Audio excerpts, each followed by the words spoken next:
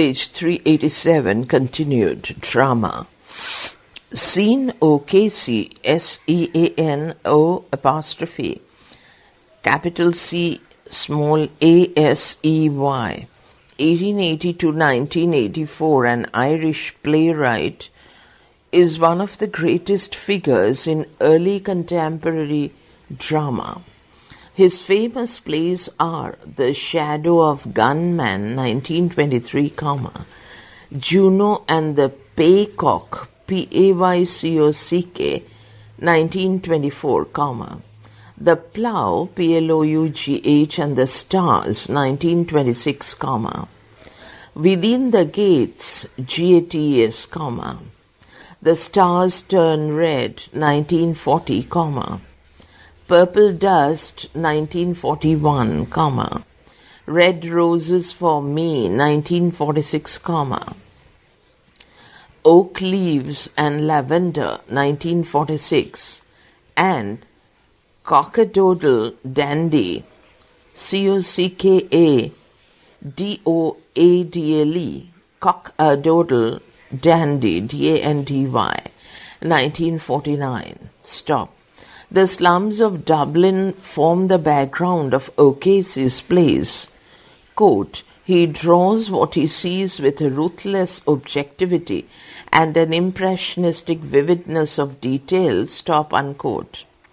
His prose is rhythmical and imaginative, and his dialogue is vivid, racy, and packed with metaphor. In his plays, comedy and tragedy often commingle. Para. Sir Noel Coward, 1899 to 1973, made his mark as a playwright after the First World War.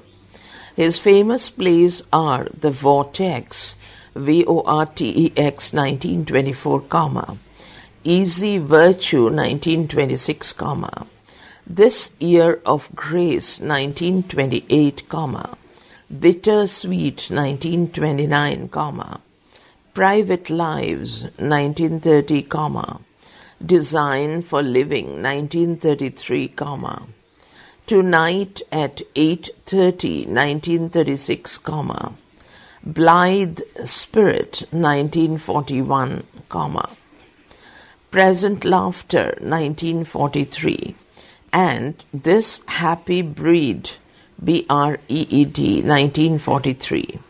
He is a comedian.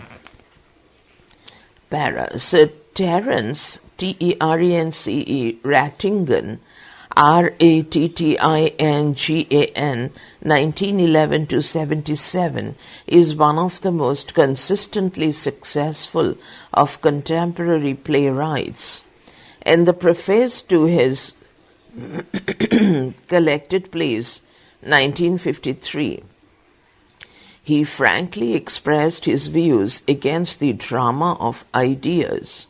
His aim is to provide entertainment, light or serious, and his goal is the creation of the, quote, well-made play, unquote, with the modifications inevitably induced by the contemporary taste. He believes that the most powerful effects can be secured by means of understatements and suggestion. His early comedies, Trench Without Tears, 1936, O Mistress Mine, 1944, are comedies of love.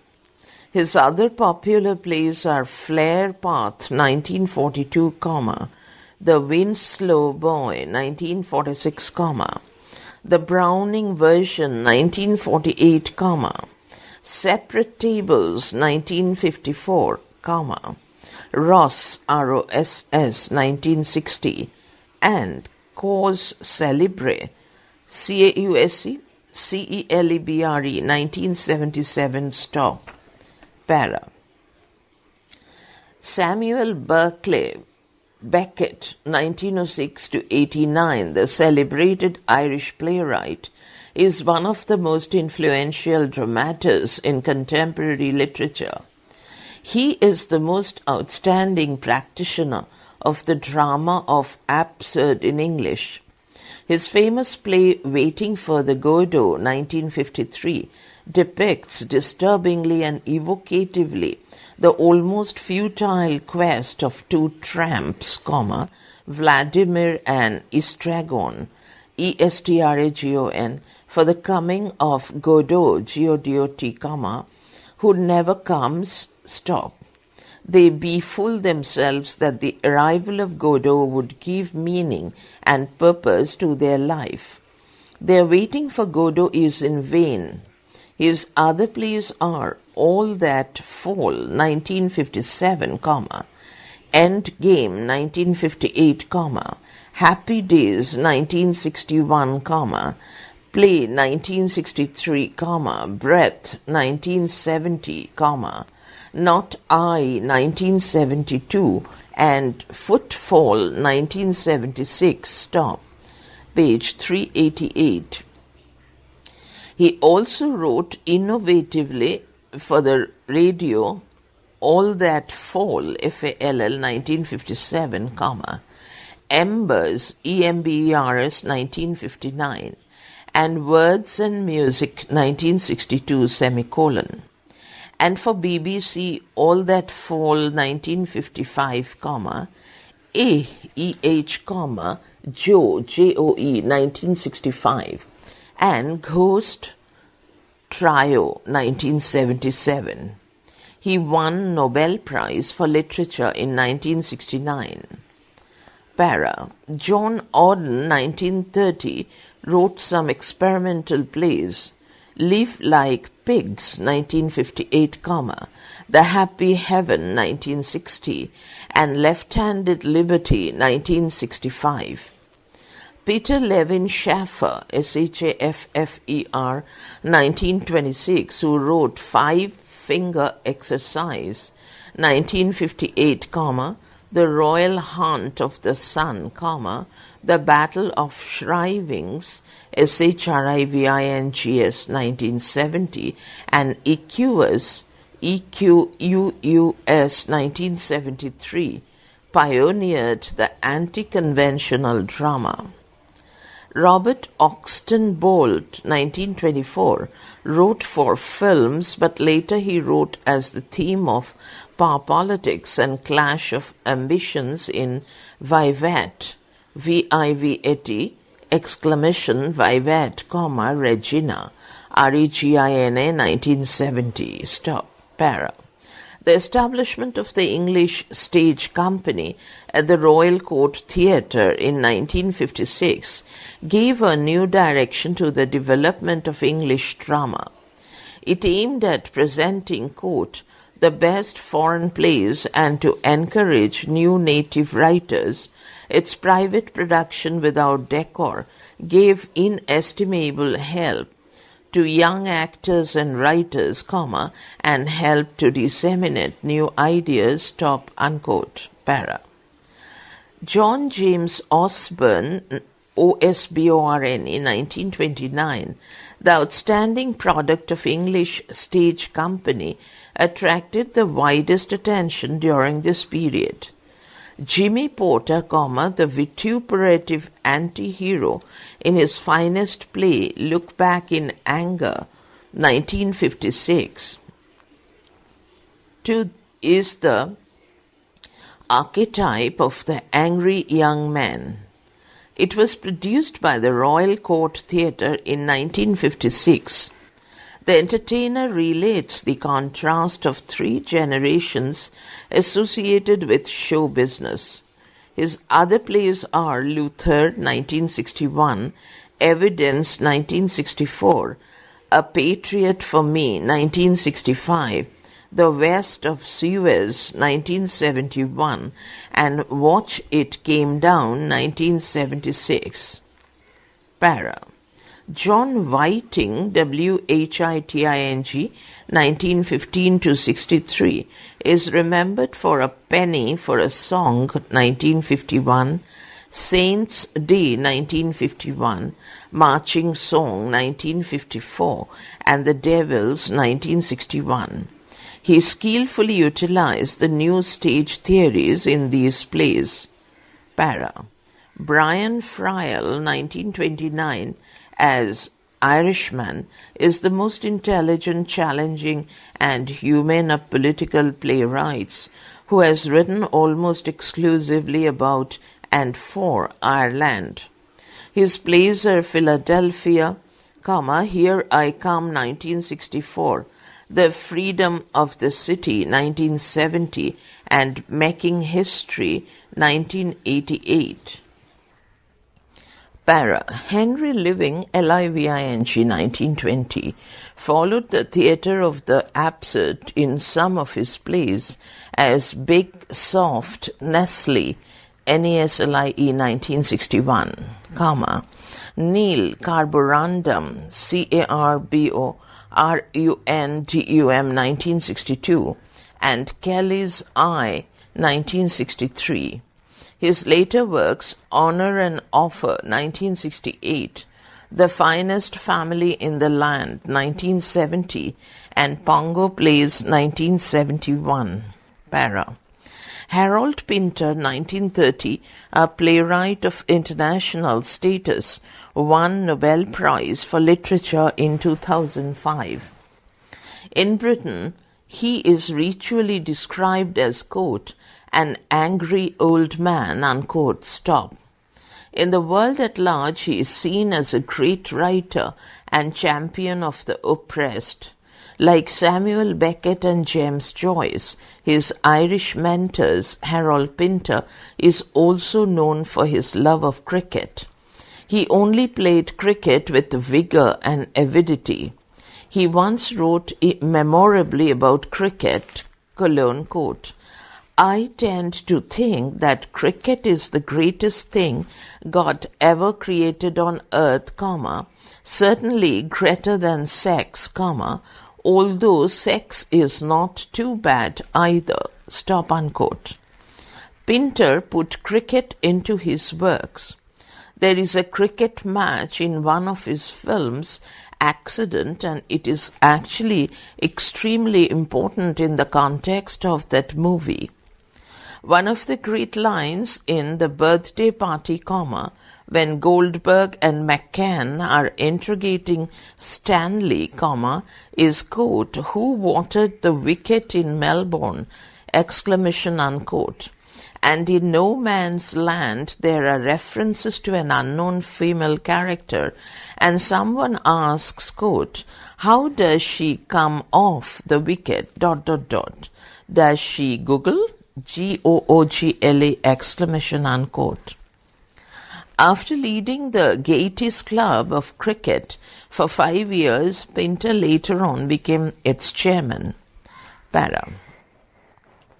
Pinter's famous plays are The Birthday Party, 1958, The Dumb Water, 1960, The Caretaker, 1960, The Homecoming, 1969, Old Times, 1971, No Man's Land, 1975, The Betrayal, 1978, Victoria Station, 1983, stop.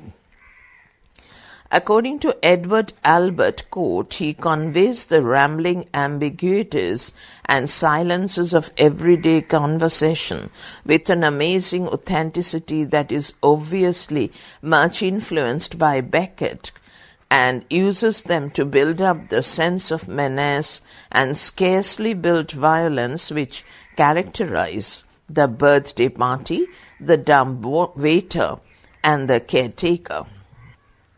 The plays are quite short and set in an enclosed claustrophobic space. The characters are always in doubt of their function and in fear of someone or something, quote, outside, unquote, stop. Pinter seemed equally at home in the media of radio, television, and drama, and the collection was presented in all three media. Para. Pinter does not shun politics. For him, politics and the personal are indivisible. The Nobel Committee seems to have instinctively understood it. The citation says that Pinter's work, quote, uncovers the precipice under everyday prattle and forces entry into oppression's closed rooms, stop unquote. Politics is an important factor in his later work, One for the Road, Mountain Luggage, Party Time, and Ashes to Ashes. His later plays, quote, reveal the insecurity, panic, and hypocrisy that lie beneath the stony masks of political authority, stop unquote. Page 389, para. Arnold Wesker, Wesker, 1932, a realist, is a renowned playwright who has written The Kitchen, 1959, Roots, 1960, The Four Seasons, 1965, The Wedding Feast, 1974, Cariters, Cariters, 1981, Chicken Soup with Barley, 1958, I Am Talking About Jerusalem, 1960, Chips with Everything, 1962, Their Very Own and Golden City, 1966, and The Merchant, 1977. He was a social realist with a sense of commitment that gave his plays a more positive quality than those of Osborne. Para.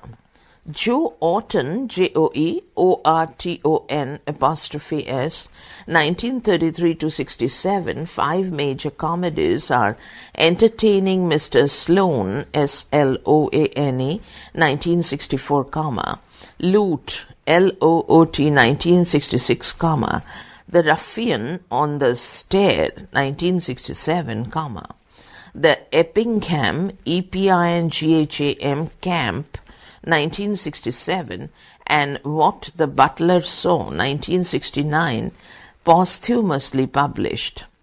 Orton's comedy not only exposes the folly of the fool or the double standards of the hypocrite or the unbalanced humors of every man, but it also disrupts the status quo. Para. Edward Bond, 1934, wrote The Pope's Wedding, 1962, Saved, 1965, Narrow Road to the Deep North, 1968, Lear, 1971, Bingo, 1974, and The Fool, Fool, 1976, stop. He realistically writes about the working classes. He presents world as a place of despair in which man has no freedom. He uses violent imagery and terse, unambiguous language for the exposition of his themes. Para.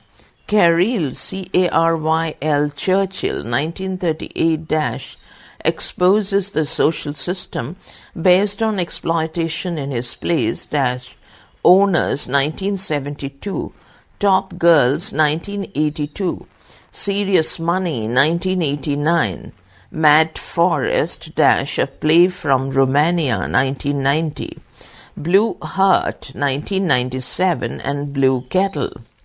She is a feminist playwright whose women characters emerge as the victim of a culture which has regarded them merely as commodities or which has conditioned them to submit to masculine social rules.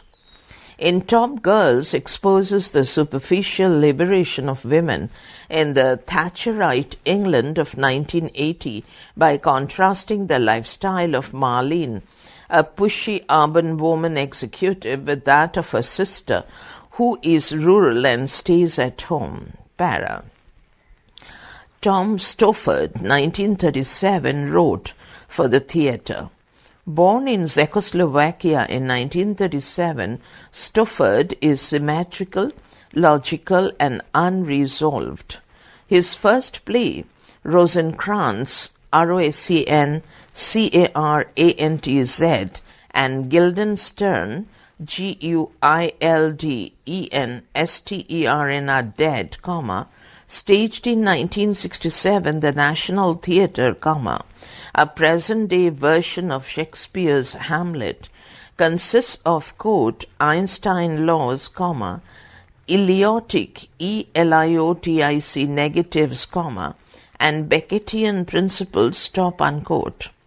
Farce, comma, satire, comma, wit and intellectual brilliance commingle in his plays dash If You Are Glad, I'll Be Frank, 1966, The Real Inspector Hound, 1968, Jumpers, comma, produced by the National Theatre in 1972, Travesties, 1974, Every Good Boy Deserves Favor, 1977, Professional Foul, F-O-U-L, 1978, Arcadia, 1994, and The Invention of Love, produced of the Royal National Theatre, London, in 1997.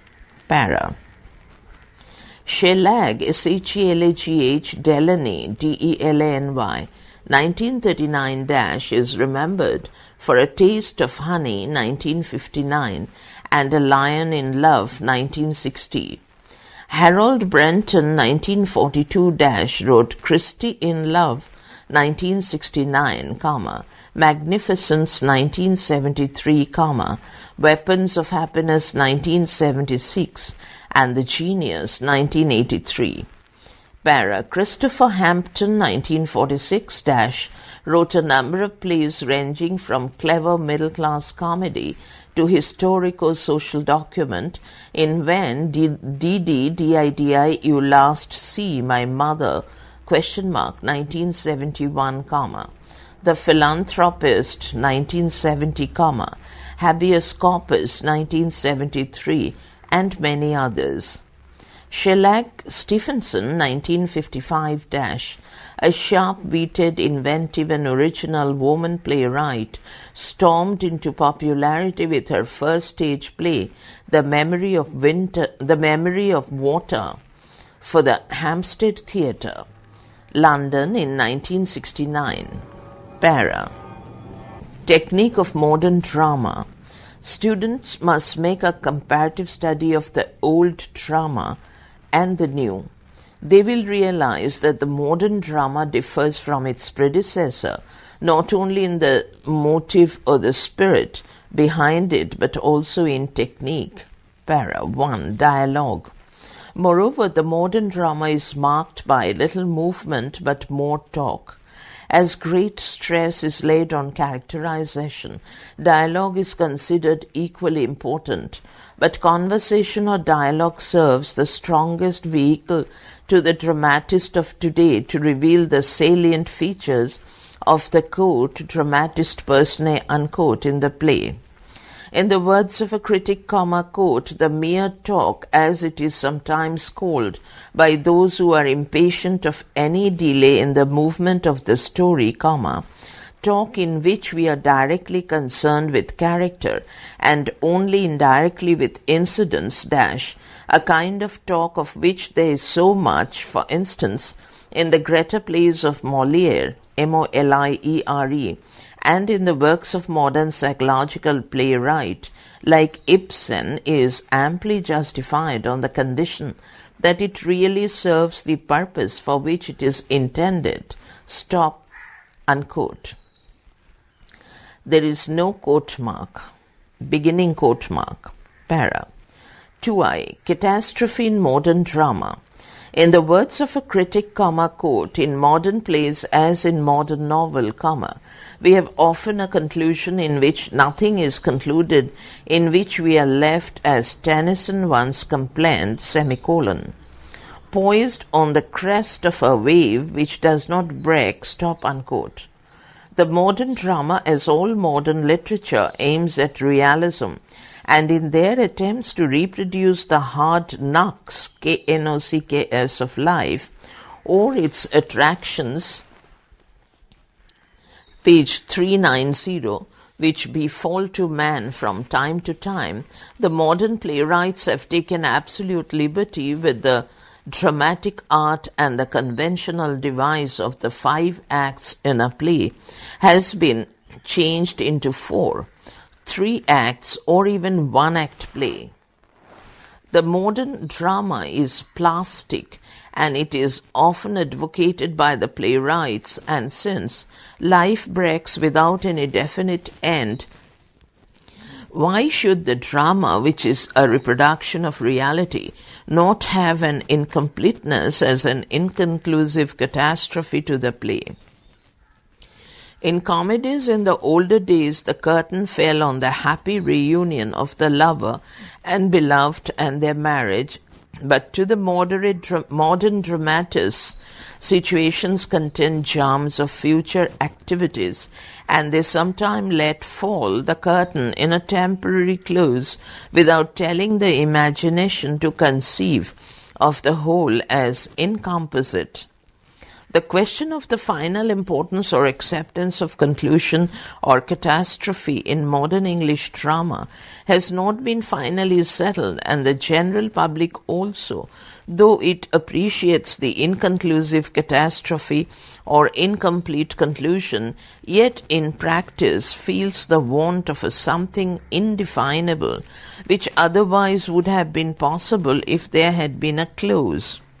The demand remains ultimately for a story, quote, in which all the lines of the story are gathered together and no loose threads are left, stop, unquote, para. Symbolism.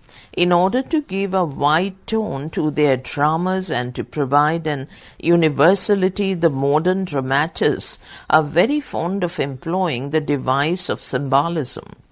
To them, suggestiveness is the keynote or genuine note of the dramatic art, and they, instead of telling so many things plainly in so many words, merely suggest. In Singer's Riders to the Sea, the waves dashing against the shores symbolize the importance of man, his weakness before, quote, that deaf tyranny of fate, which for its pleasure doeth annihilate the things it may create, unquote, or to that unknown factor in life before which, quote, as flies to wanton boys are we to the gods, stop. They kill us for their sport, stop, unquote. Para. Symbolism is employed in the wild duck.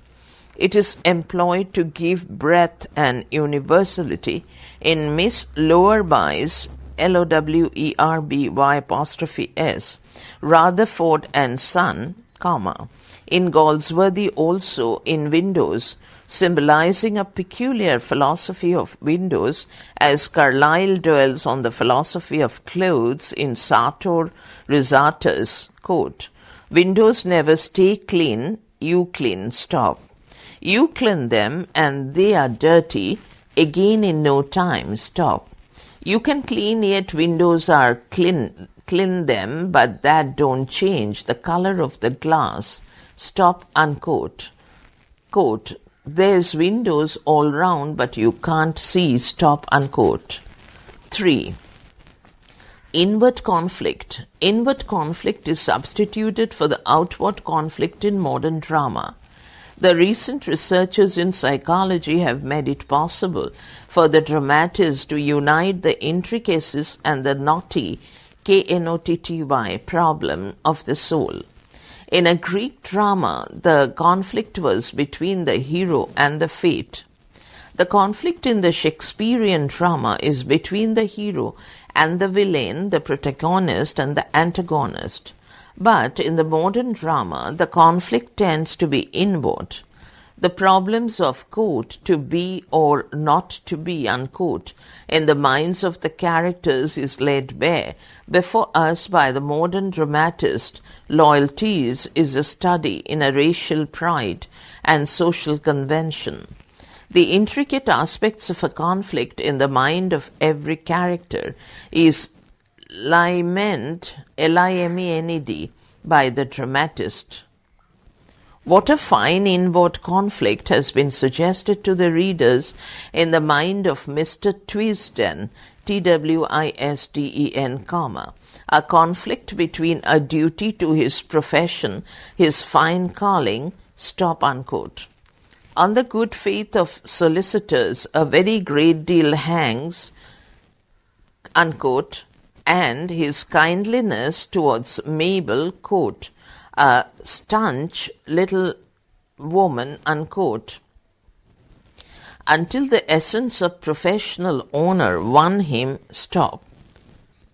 In the first and the last, we are shown an inner conflict in the mind of Keith Darrant, D-A-R-R-A-N-T, a conflict between his duty towards law and justice and to love for his brother Larry Darrant until circumstances save him from proving false to what he is. 4. Elaborate stage direction. It is unquestionable that this device had added to the popularity of the drama. After a few years of hesitancy in the publishing of plays, the newer writers sought for a double public. Without ignoring the theatre, as the poets of the past had done, they made an appeal also to the many readers of novels and of poetry.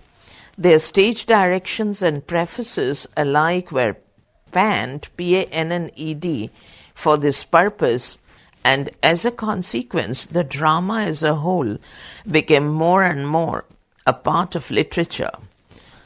So common is the use of the stage directions that all writers, whether one-act playwrights or dramatists of full 5-act plays, employ it as a means of tradition. They use it as a customer measure. The description they use it the description of the rooms in which the actors pass time and moments with all its furniture, its windows, doors, hearth, Hearth chimney, etc., living nothing, comma, the appearance of the characters, comma, color quality, and detailed account of their dress, page 391, their habits and temperaments are unscrupulously dealt.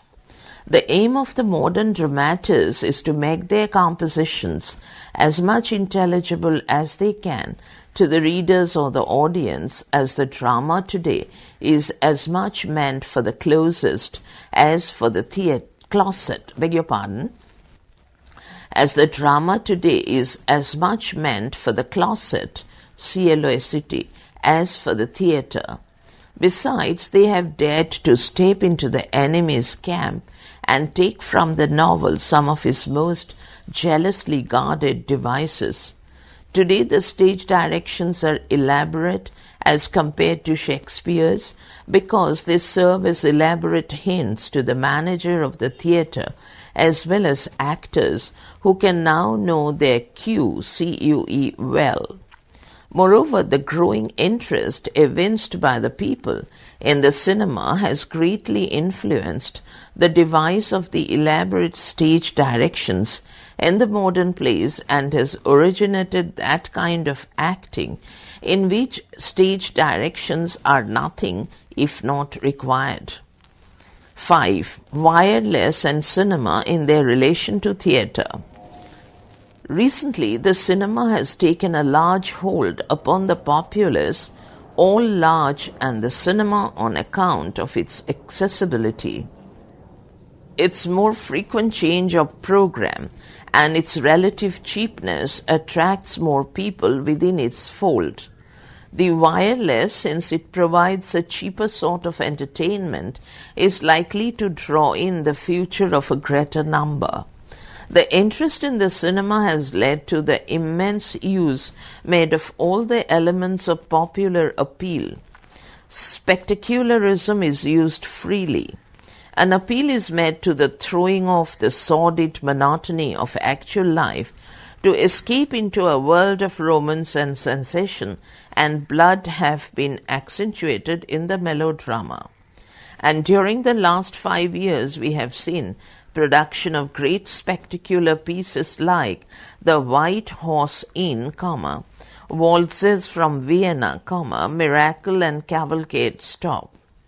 Quote, thrillers and crook play, unquote, were produced to counteract the interest of the public in the popular gangster films. Plays on the technique of the screen were also produced. The influence of the wireless or the sightless play produced Mr. Barclay's magnificent The White Chateau, Chateau, and the poignant The Quest of Elizabeth. Conclusion: the modern playwrights are sworn enemies of the so-called traditions handed down to us from the past institutions and systems. Raillery, R-A-I-L-L-E-R-Y, or irony is their chief weapon. They detest make-believe and sham.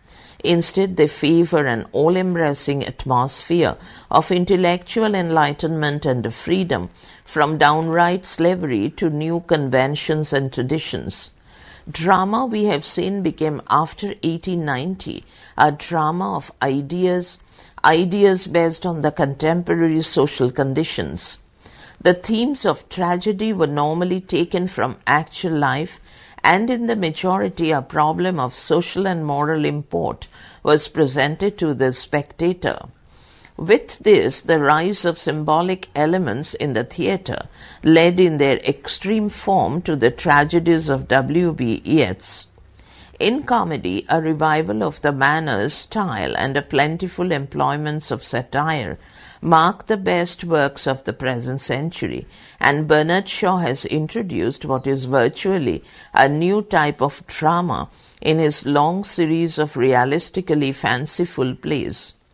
By the year 1920, the forces of realism had spent themselves, buttressed citadel of artificiality, which had been the stronghold of the 19th century theatre, should be overthrown, and such an overthrowing could come only by the substitution of something definitely concrete. The realist found his standards in the life around him, that life gave him something by reference to which his efforts and the efforts of his companions might be judged. Because men were tired of the old artificiality, and because they desired a form of art deeper rooted in human values, realism flourished for full 3 decades. Stop.